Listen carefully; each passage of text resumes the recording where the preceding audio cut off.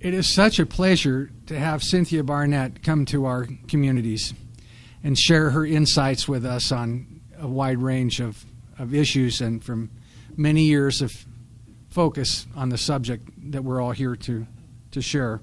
I think the Boston Globe said it best when they said that this is a person who is part journalist, part mom, part historian, and part optimist. I love the optimist part. As much as she knows, she's optimistic, and she works worldwide. So I think we have much to learn from her. And take a look at her background for a moment and what she brings to us. She began her career with an education in journalism, followed by a degree in environmental history. Then 25 years, national and international work in journalism, taking her to many places and in substantial challenges and many places with great solutions. And then she turned to writing and became an author, and the rest is history. Her award-winning books are really changing the way the world sees water. We were just talking earlier today about a recent trip she took to Singapore. In the work that I've been doing out of Washington with Colin Swarman, Singapore is one of our primary targets because of its incredible work with water stewardship. In fact, we were talking about how they've changed the whole perspective there in this place critically dependent upon water, from the science of technology and water to the love of water. We have a lot to learn from this lady, who, by the way, is the mother of 2 children, 11 and 8. A couple of personal notes in terms of water. One of her loves is the Suwannee River, made famous by Stephen Foster, who, by the way, had never been to the Suwannee River, right? She's not against turf grass. I guess those of us who have it at our homes can feel better about it, but she is against putting water on it. I'm going home and I'm going to scratch my head about how I can be more on your team. We really welcome you here. We're so grateful, and we are delighted to be part of your revolution, Cynthia. Thank you for coming.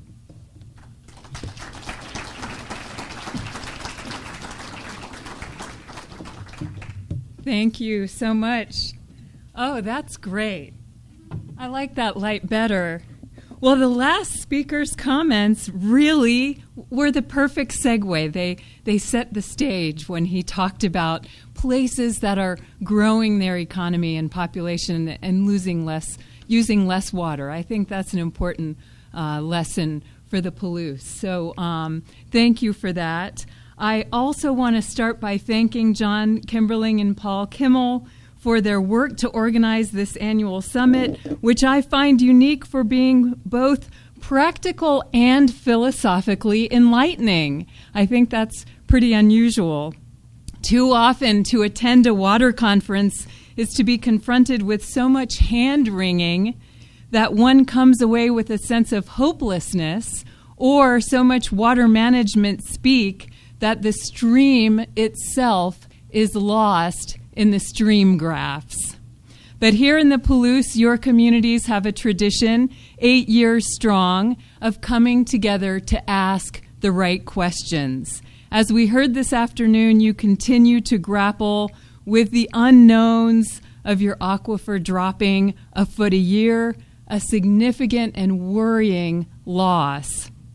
Yet far from being daunted and discouraged, you're inspired to find solutions on behalf of the future, and you've seen progress with that overall groundwater pumping 16% lower than it was 2 decades ago, again with a little population growth.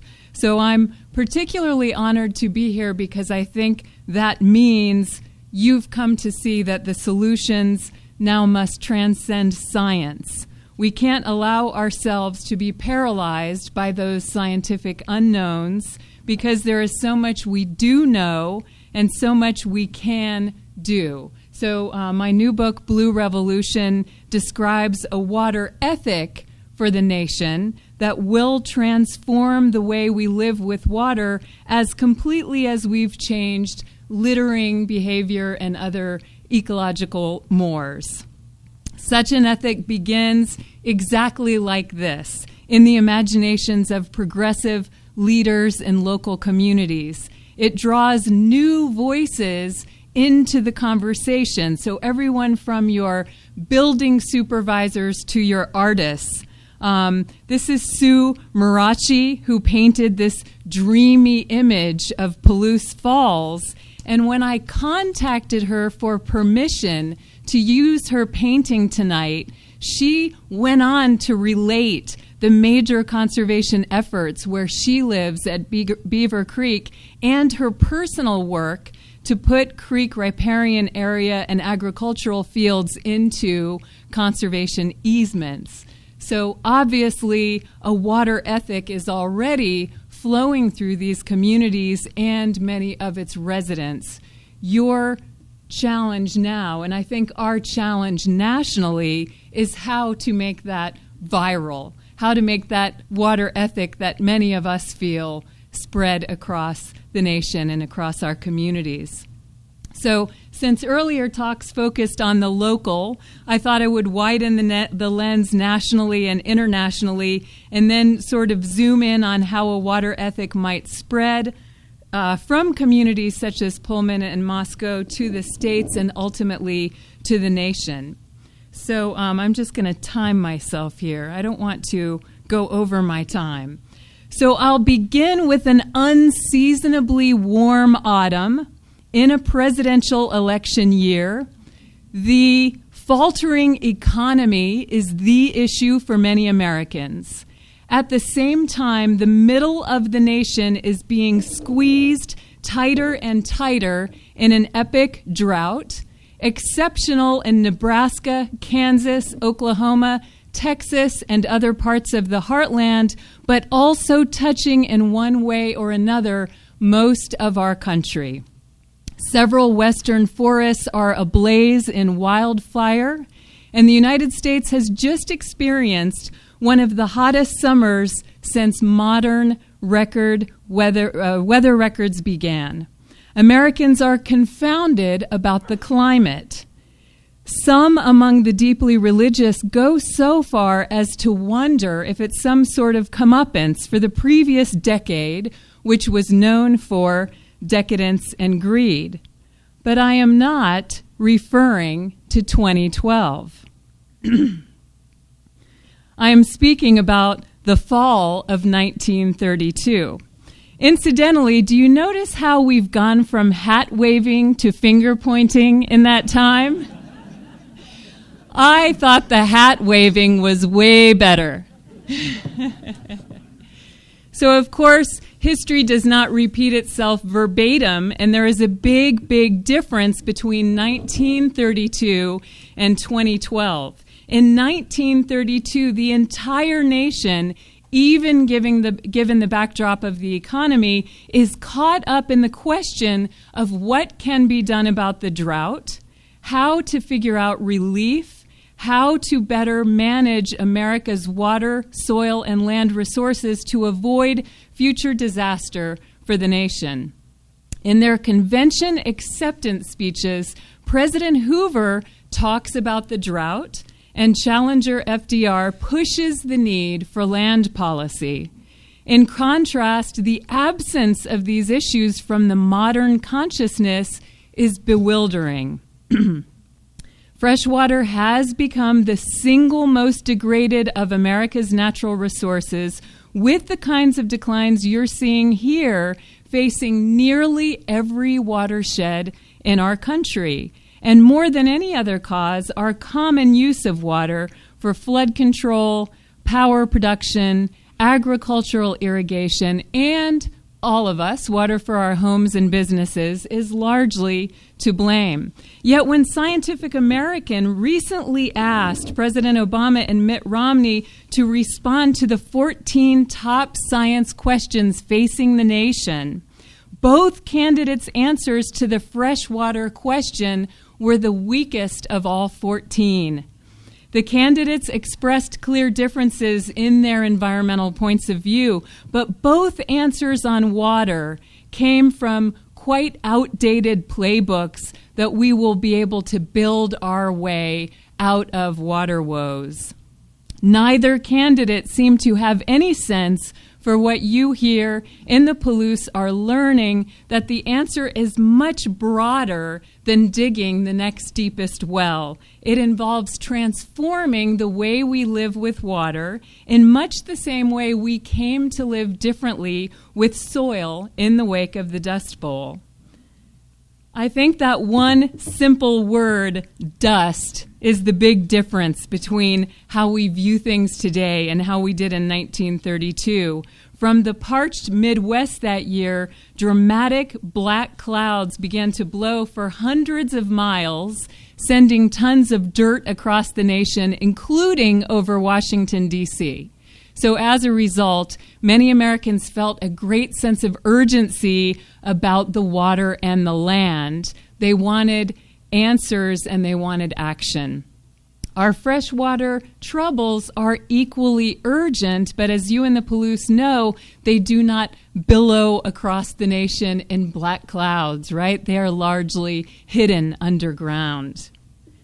So the last time a really broad sweep of Americans became engaged in water, it was in the 1970s, in part the result of visual pollution, but also in response to the impact of dams. In 1972, we passed the Clean Water Act and created EPA and other environmental safeguards, but 40 years later, we still haven't been able to wean ourselves from the one thing I think is just as damaging as the dams, and this is our illusion of water abundance.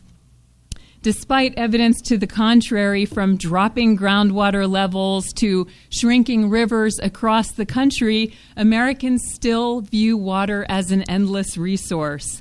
We still flush toilets with potable water that has been treated at our great expense to meet federal drinking water standards. We still pour large amounts of this same potable water on our lawns. In fact, the lawn is America's largest crop. For Blue Revolution, I interviewed NASA scientists who had used satellite imagery to try to figure out exactly how much of the nation is covered with turf grass. And they had found 63,240 square miles of turf grass, an area larger than most individual American states. So in Blue Revolution, I call this our 51st state. So, of course, the illusion of water abundance is by no means a uniquely American trait. In 17th century France, Louis XIV built some of the greatest water features in the world at the Gardens of Versailles, spread across both sides of the Grand Canal. I know many of you have been here. These sumptuous gardens were home to 1,400 water splendors when Versailles was the seat of French political power. And these colossal fountains, pools, grottos, and waterfalls were positioned so the king and his visitors would never lose sight of water during exhaustive garden tours. These tours went on from morning until night. But I'm going to tell you something the royal visitors did not know. There actually wasn't enough water at Versailles to keep all those fountain jets soaring, pools overflowing, and waterfalls cascading. They had been built in careful groups so they could be turned on and off according to the king's progress around the gardens. He actually had a secret palace staff that would scurry ahead of the touring parties, signaling his whereabouts with an elaborate system of flags and whistle blasts to convey when it was safe to shut down one group of fountains and turn the next one on. So why am I telling you about Versailles? I think that is our analogy to the illusion of water abundance. Just like America, this illusion was carefully maintained, and we too maintain that same sort of illusion. For the past 100 years, the water sector and large water users and utilities and all of us, we've gotten so good at harnessing water and moving it around our cities or around our regions that modern Americans and many citizens, just like the visitors to Versailles, never really have to think about how it all works. So the conveyance of clean water into our cities and the movement of wastewater out was among the greatest scientific achievements of the 20th century, one that saved countless lives. But now that great achievement, I think, has become an entitlement. Water flows from our taps like magic. We enjoy this endless and very cheap supply of clean water, and we are more than happy to be absolved of the realities of our wastewater. But the resulting ethos has led to degraded freshwaters, enormous energy consumption to move water around, financially unstable utilities in some cases, and other problems. And as you heard, I'm an optimist, so I don't want to dwell on problems, but I was just going to take you to a few quick hot spots around the country to show you this water picture and how unsustainable it looks from that viewpoint. The Colorado River, of course, is more than 100%, impossibly more than 100% allocated through the legal agreements among the 7 U.S. states and Mexico which share the river. There's no longer enough for all human legal users, much less fish and wildlife during times of drought. America's largest and most iconic reservoir, Lake Mead, I think may have become our perfect example of the illusion of water abundance. 1 million visitors arrive annually to take this picture of engineering ingenuity. What they don't learn on the tour is that climate scientists give Mead a 50-50 chance of drying up by 2021. By 2017, they say there's an equally good chance that water levels in the reservoir will drop so low that Hoover Dam will be incapable of producing hydroelectric power. We know about the High Plains Aquifer that irrigates an entire fifth of the country's agricultural harvest, the place we think of as the breadbasket of the nation, of course, being depleted to extinction. That is glacial water that is also not being replenished. And in the relatively wet southeast where I live, which is just as crazy as anywhere, coastal communities facing freshwater scarcity are struggling to figure out really costly alternative supply strategies to bring fresh water in, even as enormous plumbing systems such as the one in the Everglades drains out an average 1.7 billion gallons of fresh water a day to keep the whole place dry. So the Everglades is just one of many classic examples of that unintended consequences rule. We often get excited about new infrastructure or technology to solve water woes, only to find in a few years or a few decades that it's created some considerable harm for future generations. So energy is another important part of the conversation that is too often an afterthought. The next source, and by energy I mean the energy it takes to create water, in this case a desal plant, but the next source of water is generally more expensive and more energy intense than the last. So nationwide, between 10% and 20% of our energy is spent to create, pump, treat, and heat fresh water and move it around our regions, which is higher than the amount of electricity spent powering our computers and the internet. And so that means one of the best ways that we'll learn to live with less energy is to live with less water, and vice versa. So these situations and others like them all over the country make clear that neither water management, nor government regulation, nor the courts, nor costly technical fixes will be enough on their own to save our fresh waters for future generations and ecosystems. All of those answers have a place in the solution. But one solution stands out above all of these others. It is the cheapest, it is the easiest, and it fulfills our obligation to the future. And this is the idea, the embrace of a water ethic in our country. So to give you a definition, it would simply be this: making sure the way we live with water today doesn't jeopardize fresh, clean water for our children, businesses, and ecosystems tomorrow. So in 2009 and 2010, I took a year off from my day job to travel around the world and figure out what such an ethic might look like. I began with Aldo Leopold, who in his book, A Sand County Almanac, proposed a land ethic, along with tangible changes in the way farmers treated soil, rotated crops, and so on. This is a transformation that the nation went on to make with the help of land-grant colleges, such as the two you are lucky to have in your communities. I think this is a crucial point as the nation celebrates the 150th anniversary this year of our land-grant colleges, and as those colleges seek relevance in the 21st century, just as extension brought new methods of farming to rural communities in the 20th century, it has a major role to play in bringing progressive water ideas to not just farmers, but to all of us and urban communities in the 21st.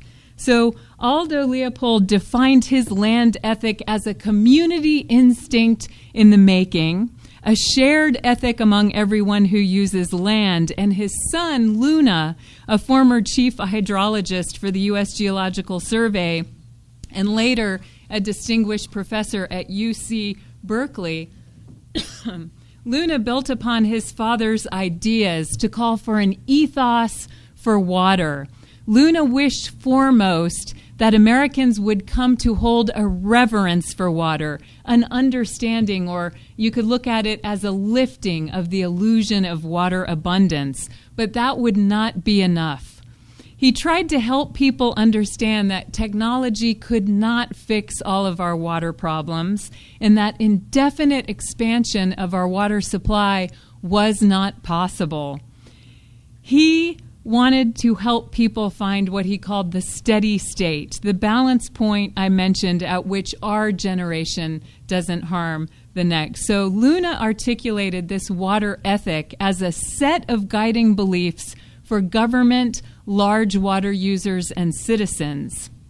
And that shared nature is really key. Nationally, we know that agriculture and energy each drink up about 40% of the water pie, and locally you can also clearly assess the major users in your community. So the ethic is much bigger than simply asking citizens to not water the grass. It's a new way of living with water, or as Nancy said earlier, maybe it's an old way of living with water, but it's a different way of living with water in every sector of the economy. So the question, of course, is how do we make this great transition?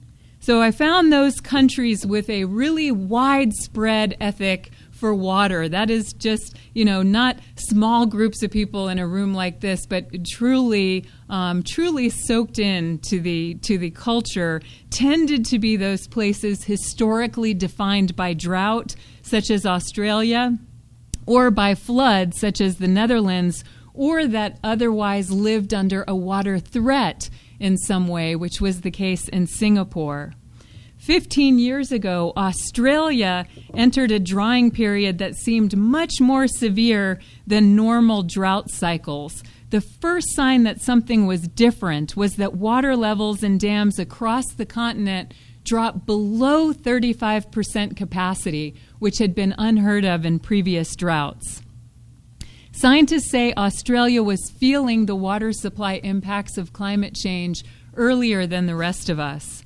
And most of what you read about Australia's response to the big dry involves desalination plants along the coast or water markets in the agricultural areas. But another really important part of the story is that under the specter of climate change, there's a great urgency in Australia now to keep as much water as possible in natural systems, so restoring wetlands, managing forests for water supply, and returning water to nature as a water supply strategy. But most dramatically, fully 1/2 of Australia's new water is coming from conservation efficiency thanks to a revolution of small technologies rather than the large technology. So small as in micro irrigation for farming and waterless everything, waterless urinals, waterless car washes, even waterless walks in the Chinese restaurants across Australia. So we heard about that steam issue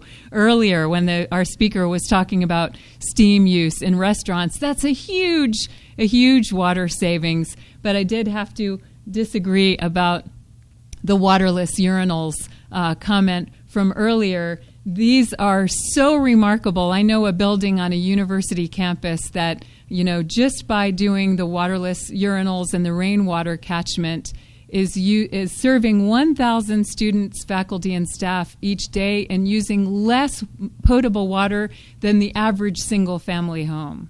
And those are just the kinds of amazing numbers that you get. And places that install these do find that you have to train the maintenance people to take care of them. But I think it's no different than training, people who work on anything else that people have to work on at a campus or in any particular industry.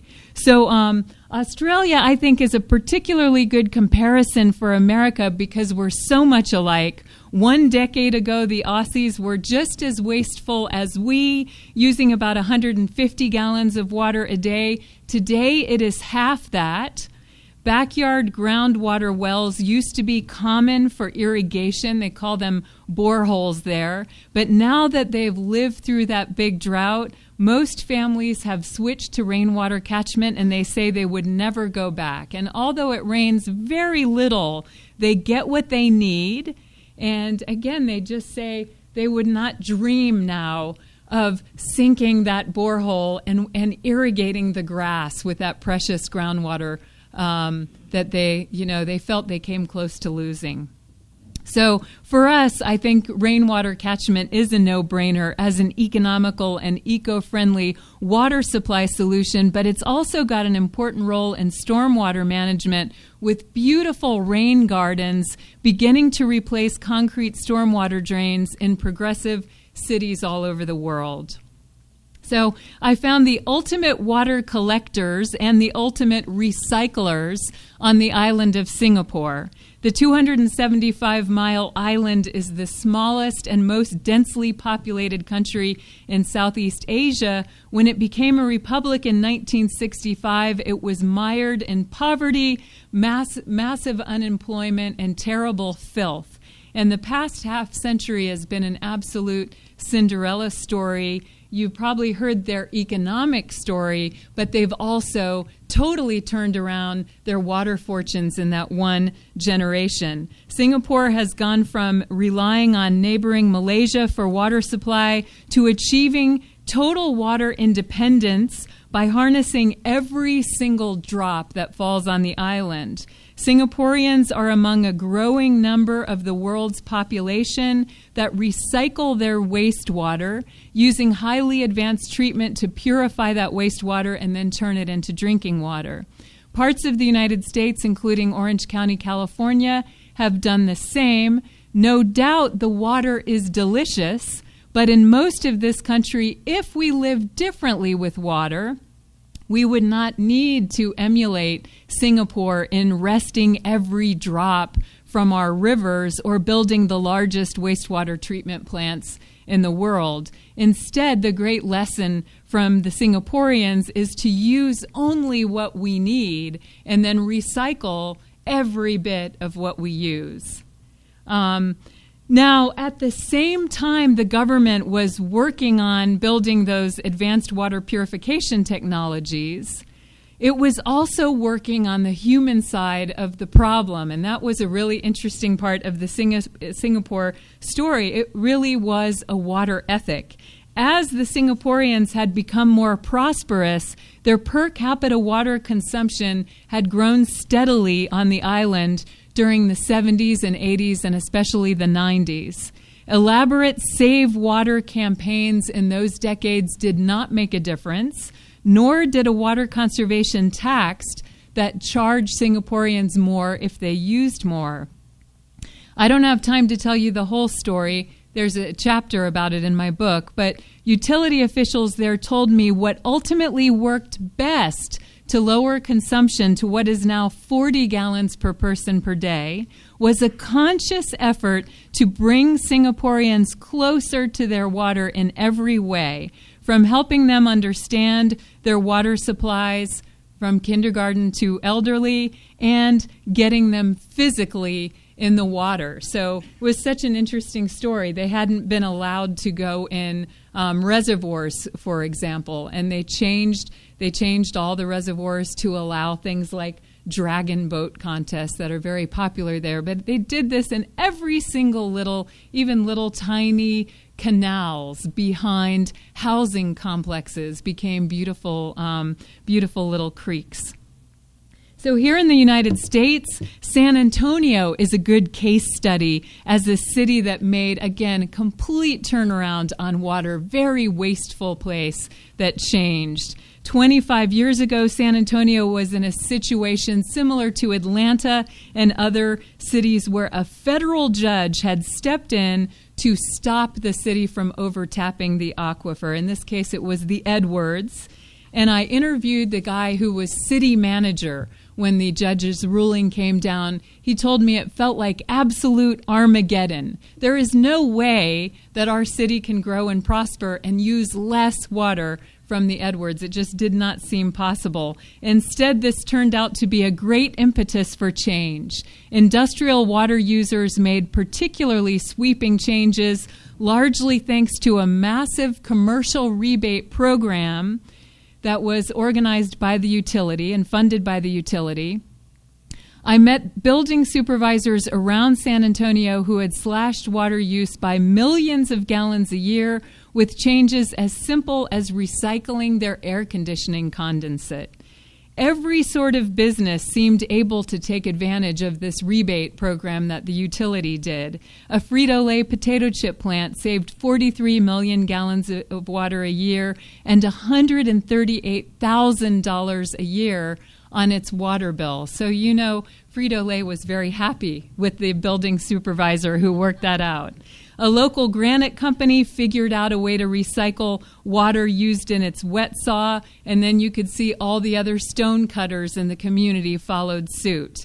Then this one dentist realized that the old dental vac machines wasted an inordinate amount of water compared with newer models that the utility would pay for, and then you would see all the dentists in the city switching out their machines. Anyway, 25 years later, San Antonio has managed to cut per capita water use in half, and they are still pumping less from the Edwards. So Mayor Cheney referred to the myth that economic growth must mean higher and higher water use. San Antonio, and I could give you many other places too, but this is one of the fastest growing metro areas in the nation, and it's living proof that a city can grow its population and economy while using less water. So that's how the water ethic spreads. It was like building supervisor to building supervisor, dentist to dentist. Also in San Antonio, local colleges and churches had an important role in building and leading this water ethic. And I think the water ethic requires that sort of democratization. It says that water regulators, water lawyers, even environmentalists are no longer enough to work on this resource. Just like in the early 70s, water now really needs the rest of us. So the conservation progress I've talked about is just a drop in the wave of transformation that we will see to help the nation live more ethically with water. We've now seen new subdivisions and even a new school built with little or no imported water. This is the Bershey School, one of two net zero water projects you might have heard about in Seattle. In Philadelphia, many are also watching with great interest as Philly moves forward with its all-green stormwater plan. To halt sewage spills and comply with the Clean Water Act, the city was looking at a $10 billion price tag for a massive sewage tunnel under the Delaware River. Instead, Philadelphia is going to spend about a tenth of that, a little more than $1 billion, to restore streams, remake everything from parking lots to basketball courts with porous pavement, and plant miles of vegetation atop rooftops and all along city blocks. And this is so massive that it's going to give them the same results as that $10 billion pipe project would have been. So if anyone here has trouble imagining the day when we will build net zero water buildings in the Palouse Basin or plant trees en masse rather than expanding stormwater drains and sewage pipes, I wanted to take you back to a time not so very long ago. Does anyone here ever watch the show Mad Men? Have you seen this show? This is great.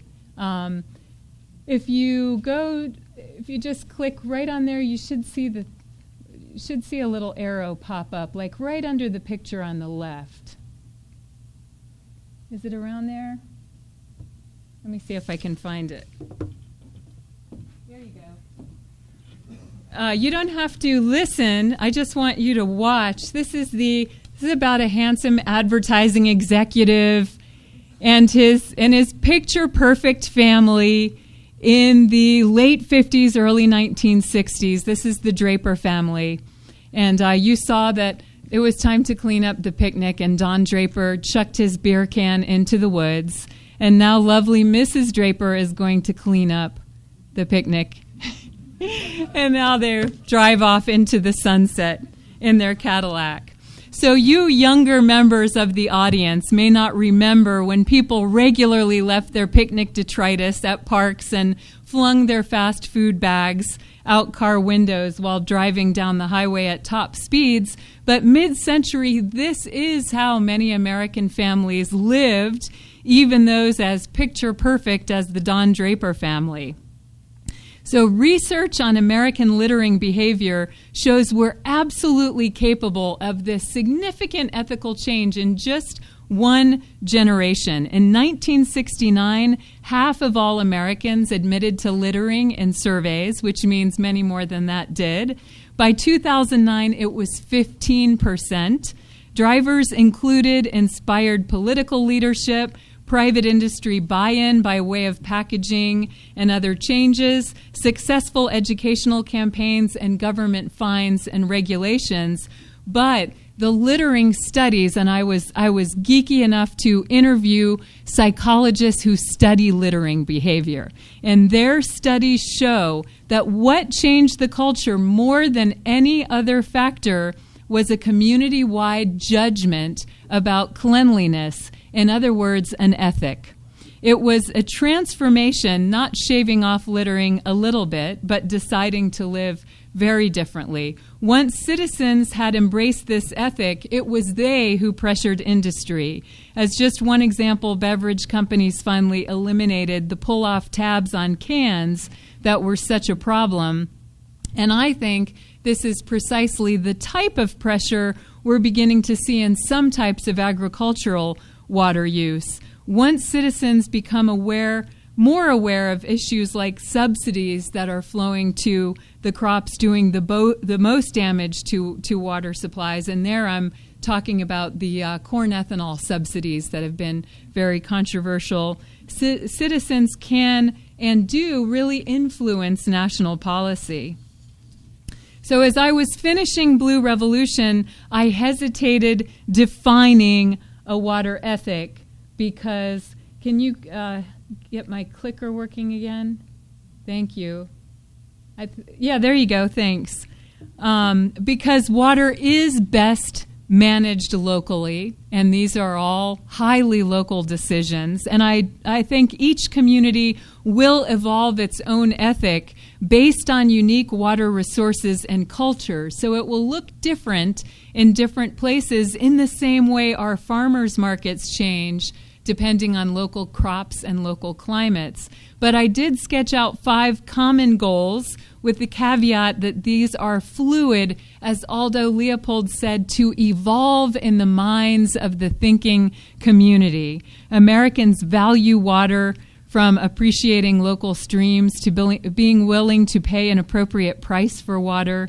We work together to use less and less rather than fight each other to grab more and more. I think this is really the great lesson of the Palouse, because where I live, we spend tens of millions of dollars fighting other states and other cities over water without one drop of water saved or new water.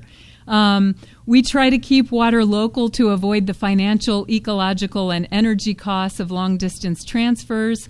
We avoid the two big mistakes of our water history, over-tapping natural supplies and over-relying on the costliest fixes that bring unintended consequences to future generations. And finally, we leave as much as prudently possible in nature, aquifers, wetlands, and rivers, so that our children and grandchildren, with benefit of time and evolving knowledge, can make their own decisions about water. So a water ethic will change the way our communities look. More meandering streams, less concrete, more green roofs, less asphalt, more shade trees, less open lawn, more community farms, less industrial irrigation. But ultimately, a water ethic means that transformational change. So reusing water and harvesting rain for irrigation, cooling towers, and toilets before we sink the next deepest well or tap the next river, growing the right crops in the right parts of the country rather than subsidizing those that are irreparably harming aquifers. You in this room are that thinking community that Leopold talked about, and you already have embraced the water ethic. And now I think your opportunity has arrived to spread it to your fellow businesses, neighbors, and the college students on these campuses. People often ask me if it's going to take an epic event, such as a flood or drought, to turn Americans toward a water ethic. The answer is yes, and I think we're there. We may not be able to point to foreboding dust storms like in 1932, but whether it is your warmest on-record summer, your wildfires, or the fact that it hasn't rained in the Palouse since July 24th, these are water issues everyone wants to talk about, even people who are skeptical of the obvious stresses on your aquifer, and even people who refuse to talk about climate change. So literally a chemical bond, water is, more than anything, one of the deepest bonds among people. The water ethic will strengthen this bond as it brings to the fore our shared circumstances, our dependence on water, and our humanity. So I thank you so much for having me here in the Palouse, and I look forward to continuing this conversation. Thanks again.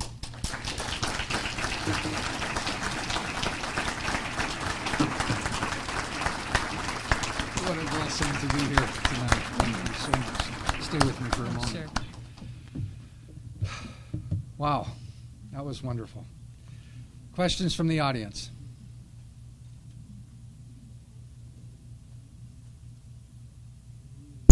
I think they're tired out. We've had really substantial issues today, for sure. We've been together a long time. Please.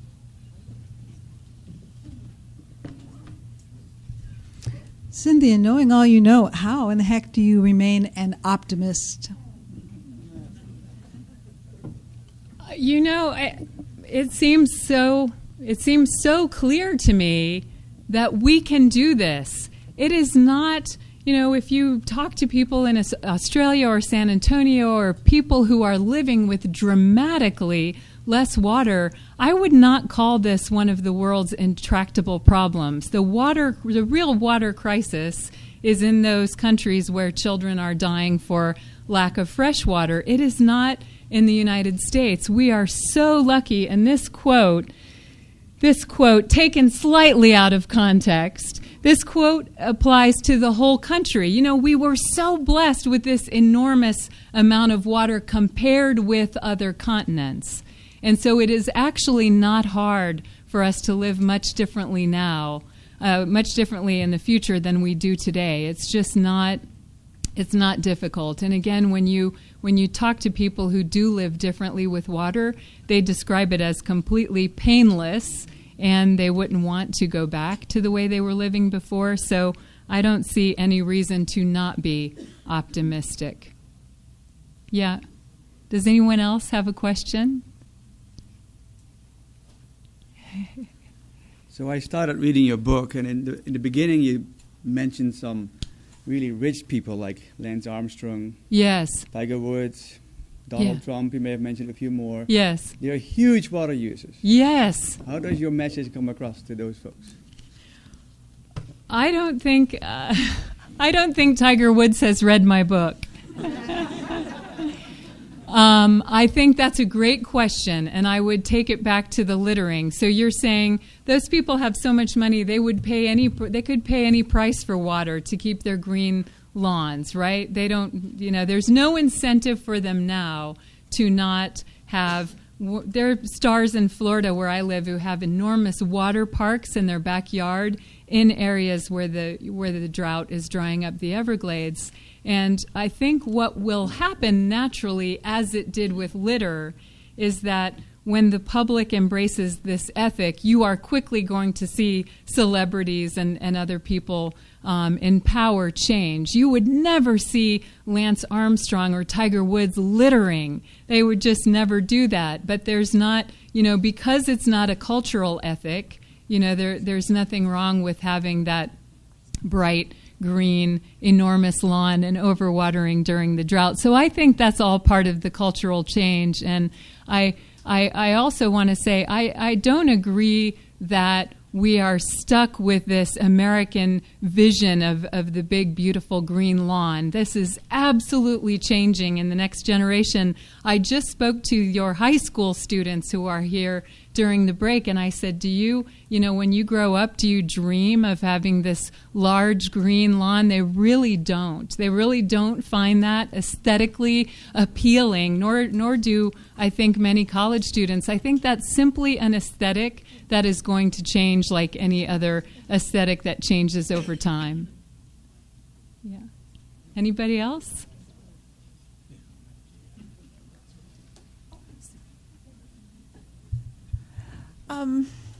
This seems related, and I wonder what your thoughts might be, or maybe it's a project you'll take up next.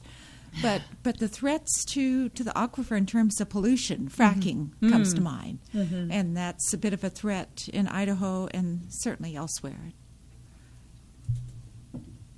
Yeah, I think that's related. I think it's all related to the energy question we talked about. Not only fracking, but almost every type of energy generation has its impact on water in some way or another, wind being perhaps the only one that doesn't have a pretty major impact. But when you look at mountaintop coal mining, all sorts of, and where I live, nuclear power uses a lot of water, and so there's always going to be a trade-off, some sort of a water trade-off when it comes to an energy project. And the problem is that those two conversations haven't been very closely linked, and I think that's part of what needs to happen, is that we start talking about water in any energy decision.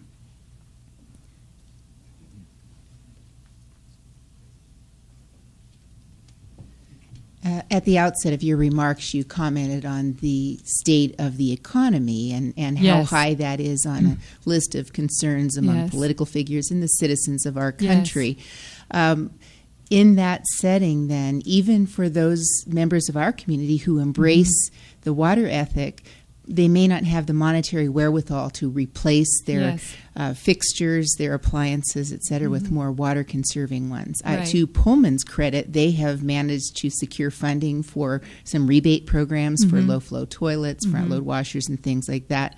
We haven't been able to identify those resources here. Do you have examples of other places that have been successful, or ideas for us here on the Palouse, on the Idaho side at least, to get that done? Yes, and there are two very specific examples in the book that talk about exactly how the utility worked it out. But in both San Antonio and Perth, there is it requires a creative CFO who looks at the future water supply planning and sees that every drop you pay for now to save. You can create an incentive program that helps any citizen use less water and to really help your industries use less water. And what you pay for those retrofits is going to be much cheaper than your next source of water, whether it's a reservoir, an ASR well, whatever it is you're debating. It is going to be much cheaper for your utility to create this type of I'm not talking about a small, I'm not talking about just toilets or shower heads. I'm talking about really, the steam tables in the restaurants, the things we know how to do that can help businesses learn to live with less water. You're right, they may not be able to afford to do it, but if you look at it as a long-term capital cost, your CFO hopefully will see that is a much cheaper option for your utility. And then just convincing, I think there's a very convincing argument for businesses to do the retrofit if they can see how much money they can save. You can show them how much they can save in a year. Yeah. Well, thank you again. It has been such a pleasure to learn about these communities and to see the level of cooperation here. I don't know if you feel it, but I can assure you it's really unusual and special to see this kind of work and long-term thinking about water. So it was a great honor to get to know all of you and to speak. And I'll be over here in my little corner if anyone wants to carry on the conversation. Thanks again.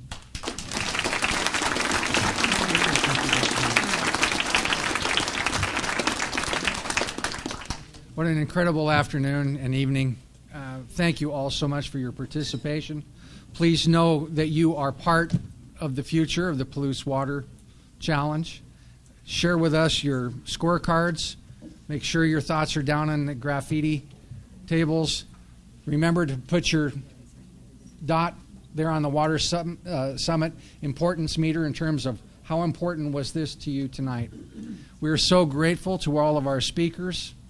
This has been a great day. Let's have one more round of applause for everyone that's joined us.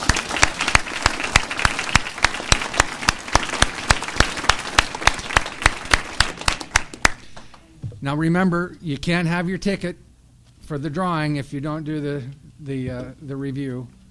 And that goes back to Steve. Steve, would you raise your hand? Make sure everybody sees him. That's where you get your ticket. Yeah, he's at the toilet. Okay. And in closing, I'd like to have John and Paul come up and share a last word with you. Yeah. Oh, I'll get that. Whichever one you said you had.